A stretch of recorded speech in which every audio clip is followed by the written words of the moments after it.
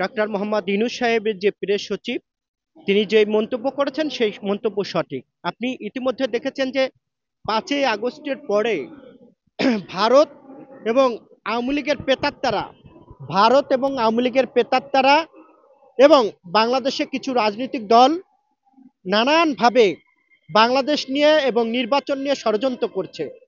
এই ষড়যন্ত্র দেশি বিদেশি। এই ষড়যন্ত্রকে যখন অন্তর্বর্তী সরকার বুঝতে পেরেছে যে বাংলাদেশ নিয়ে ভয়ঙ্কর একটি ষড়যন্ত্র চলছে, নির্বাচন নিয়ে একটি ষড়যন্ত্র চলছে, প্রতিবেশী দেশ আওয়ামী লীগ এবং বাংলাদেশে অনেক রাজনৈতিক দল আছে, তার মধ্যে কয়েকটি রাজনৈতিক দল ভারত এবং আওয়ামী লীগের মিশনে যুক্ত হয়েছে।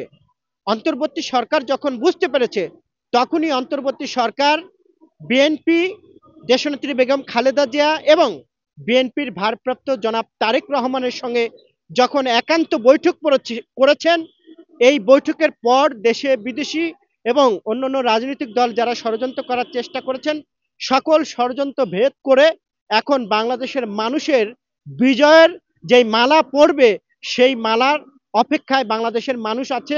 সেদিন আর বেশি দেরি নেই, জাতীয় নির্বাচন হবে। জাতীয় নির্বাচনের পরে বাংলাদেশের মানুষ গণতান্ত্রিক একটি সরকার পাবে।